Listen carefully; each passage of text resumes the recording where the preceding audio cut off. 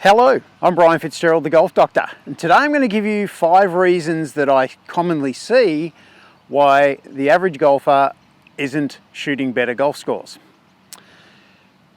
But stay tuned until the end because I'm going to give you a bonus one as well. So there's actually going to be 6 reasons. So I teach a lot of golfers, I'm a full-time golf coach. I see a lot of golfers playing golf, and these are 5 fairly common reasons, and not just for the average golfer. I see some pretty good golfers making some of these mistakes. Okay, mistake number 1. I see a lot of people with a lot of negative self-talk. So they're standing over a shot similar to this, and they're standing over it and they're thinking, don't go in the bunker. I've got to make sure that I pick up my club on the backswing. I've got to make sure I don't hit it fat. They're thinking of all these things, but it's all in the negative. I think we should be concentrating on what we can do more so than what we can't do. So in terms of this particular shot, it might be a good opportunity to think about your club selection and be positive and think, okay, I've chosen my sand wedge here. If I take my sand wedge back from 9 o'clock to 3 o'clock, I know this is going to be the right club. Instead of having the checklist in your head of don't do this, don't do that, do this, do that, it really confuses you, and it's pretty natural that we're negative. That's how we've survived as a species. We keep expecting the tiger to jump out from the trees and eat us. So it's okay to think negative, and when that negative thought comes in, try to replace it with a positive thought. So typically you might be faced over this, and the first thing that comes to mind is, gee, I had this shot last week and I pulled it into the bunker. It's very difficult to stop negative thoughts. But what I would try and do in this situation is acknowledge that that's what happened last week, but then replace it with a memory of a time when you actually hit this ball onto the green and relatively close. So the brain automatically goes to the negative, but it will accept a positive thought as well. So as I said, you won't stop that memory of the pull, but you can replace it from your database of good shots that you've hit and think, gee, I remember doing this 3 weeks ago and I hit the ball inside a flagstick and I knocked the putt in. So I think it's a great idea to try and focus on what you can do rather than what you can't do. So stay in the positive rather than the negative, and I know that's going to help. So the second reason why people aren't improving their golf score is they're trying to change their golf swing in the middle of a round of golf. That's not what the best players in the world do. The best players in the world have the best average scores.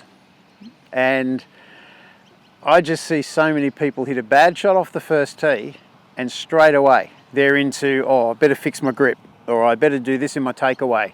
I've got to not be so quick from the top. And they're thinking conscious swing thought changes. And the problem with that is you may have stumbled upon the wrong swing thought, in which case you're going to hit it worse. So it might take you 4 or 5 holes to find a way to get the ball going where you want it to go. Meanwhile, the score is gone. You've really ruined your day. I like to think of tour players as having a toolbox, and every player in the world wants to have all of the tools in the toolbox ready for you to use. But you get up some days and the driver's just not working. So typically a tour player on the range before the round, and that's another thing, do you actually warm up before a round? But that's a whole other video. A tour player on the range might think, you know, I just don't have it with my driver today. I'm not quite sure where it's going. So they will have a plan A, or a plan B, really. The plan A is get the driver. So the plan B, and they might hit the ball with the draw, but they might be able to just tee the ball a bit lower and hit a little fade and take a little bit of power out of the shot, and that might be enough to get them round. Sure, they won't hit it as far, but they can hit it with a controlled fade and keep it on the fairway. If they try that on the range and that's not working either, They might decide, okay, today I'm going to hit a 3-wood. It might be that they hit a hybrid or hit an iron. You quite often see golf pros hitting irons from the tee. So it's just trying to get it round and minimize the damage. So if your pipe's leaking at home and it's 1 a.m. in the morning, you may not be able to get a plumber around, but if you've got some gaffer tape, you might be able to just wrap some gaffer tape around and just stop that leak temporarily. In the morning, go to the hardware store, buy what you need, or call a plumber and get it fixed. But the gaffer tape might work. It won't be there permanently, it'll eventually start leaking again. But you just think about when you're on the course, it's all about putting a score on the board. Don't try and solve your swing issues on the golf course. That's best done on the golf range and have a lesson to try and fix up the process and speed it up. But don't do that on the golf course. The best players in the world don't do it, don't you do it. It's really stopping you from shooting lower scores. So the third reason people don't improve their scores is they're working on the wrong parts of their game. 2/3 of the strokes that you play in any game of golf, and this is pretty much regardless of your skill level, but 2/3 of the strokes you play are with your short game. Only 1/3 of the strokes that you play are with your long game. Yet you go to a golf range and the golf range is full of people working on their golf swings. You turn around, you look at the practice putting green, there's not a soul on it, or at best there's one person on it. I think we should be trying to practice using the percentages of what we do when we play. So I think it's a great idea to spend 2/3 of your total practice time. So if you have an hour, you're going to spend 40 minutes of your hour that you have for practice working on your short game. Chipping, pitching, putting, bunker shots. Only 1/3, so 20 minutes, should be spent on your long game. And that reflects what happens on the golf course. And 2/3 of your income is coming from your short game. That's where you can really make a huge difference to your score. You're not going to make a huge difference to your score with your long game. Sure, there's a few lost drives, lost balls, penalties. Yeah, that makes a difference. But weigh that up against duffing chips, not getting out of the bunker the first time, 3 putting, missing short putts. I know which area has the biggest influence on your golf game.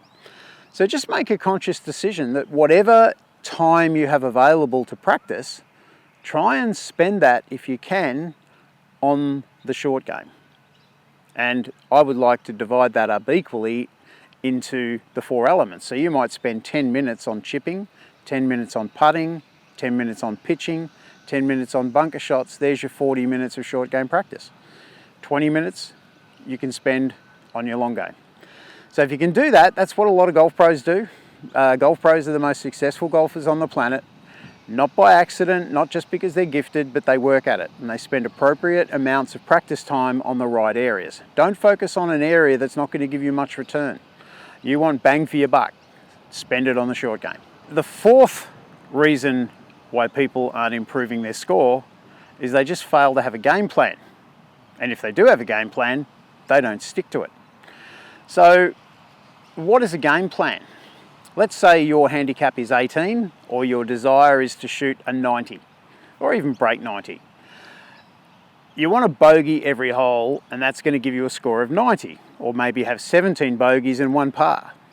So I see so many people tee the ball up, hit the drive, then they go find the ball and then they work out their strategy from where their ball finished. And you have to do that in the end. But prior to that, I would be really thinking through a strategy for every single hole on the golf course. So it might be that the driver isn't the best shot for you. It could be a very narrow fairway. It may be a dogleg to the left and you naturally hit the ball with a fade, or if you're a left-handed, you might hit it with a draw and hit it out to the right. So the best strategy might be to hit with a slightly more lofted club, even your hybrid, which won't bend to the right as much. Sure, it doesn't go as far, but the strategy is, if it's a par 4, try and get on the par 4s for 3 shots and 2 putt. If it's a par 3, try and get on the par 3s for 2 shots and 2 putt. If it's a par 5, try and get it on the green for 4 shots and 2 putt. Even if it's a par 5, if it's a 460 metre par 5, which is nearly 500 yards, you might say to yourself, well, gee, I can hit 4 8-irons and get on the green. You don't have to hit driver. And I'm not saying you should do it, but just consider it and maybe try it in practice. There's many ways of playing a hole, but have a strategy pre-planned that will work for you. I've made videos before on a strategy to play a par 3 trying to make a bogey. And it's amazing how easy it is to make a bogey when you're trying to make a bogey. It's very difficult to make a bogey sometimes when you're trying for par, because you may play a risky shot, get in the bunker when you're not good at bunkers, and you might walk off with 6 or 7. So really think through every hole on the golf course and try and come up with a couple of different ways of playing each hole, and then settle on a game plan and try and stick to it all the way. I know at Eastlake Golf Club, Tiger Woods on the last hole always hit an iron off the tee. And even in the last round a few years ago, he needed a birdie to win the tournament. But he still went with his iron strategy because he felt the iron off the tee gave him the absolute best chance of making a birdie. If he hit a driver, he was hitting it further down and he had more of a downhill lie, and it was harder to get the ball close. By hitting the iron, it was a flatter lie. He could then hit a 7-iron onto the green, and he felt he was better positioned to get the ball closer with a 7-iron from a flat lie than a pitching wedge or a 9-iron from a downhill lie. So even, this is just a classic example of sticking to the game plan. Now, we all should stick to our game plans, and if we did that, regardless of score, we would definitely shoot lower scores. And the 5th reason why people aren't lowering their golf score, and I'm going to quote a subscriber, and he's become a nice friend over social media, David Lee from England.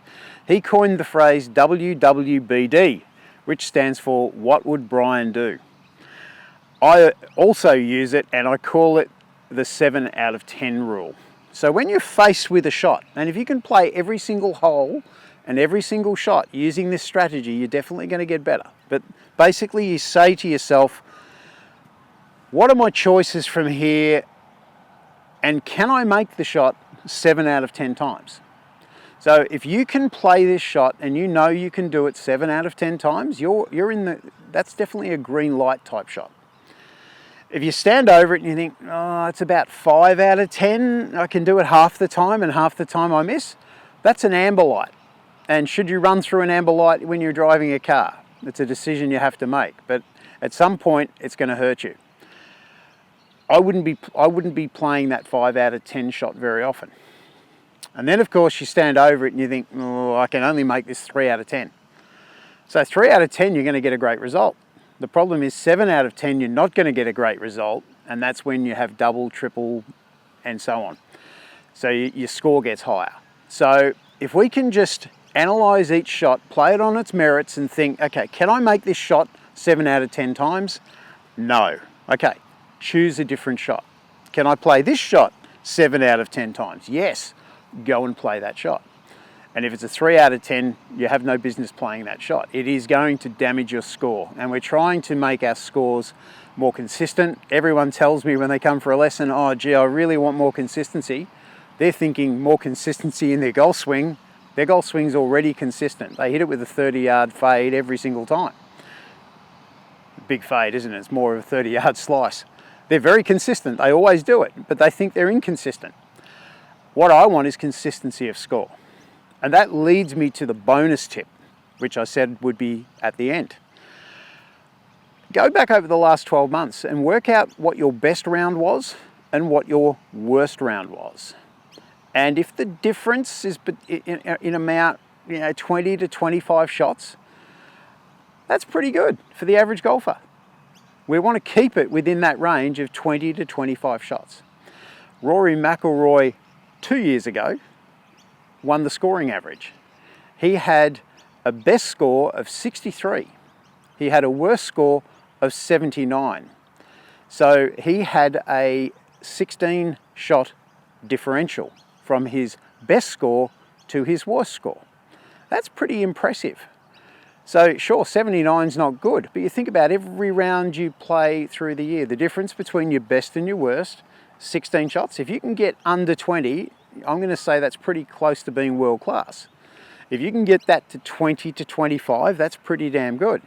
But if it's 25 and above, see if you can work on getting that down. Now the answer pretty much to every single golf scoring question is short game.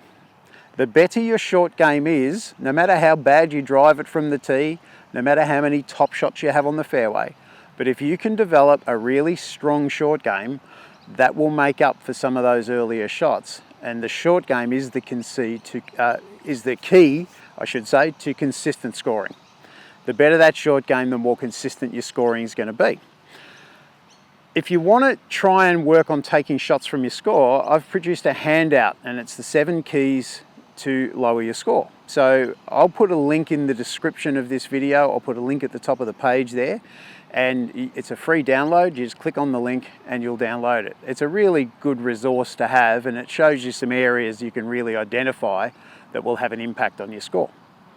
So that's pretty much my 5 common rules. There's a lot more, but they're just 5 rules that I see the average golfer make time and time again. So if we just concentrate on those 5 things, make each one better, don't be surprised if that score gets a lot lower. Thank you for letting me help you with your golf. I'm Brian Fitzgerald, the Golf Doctor, and I'll look forward to seeing you in my next video.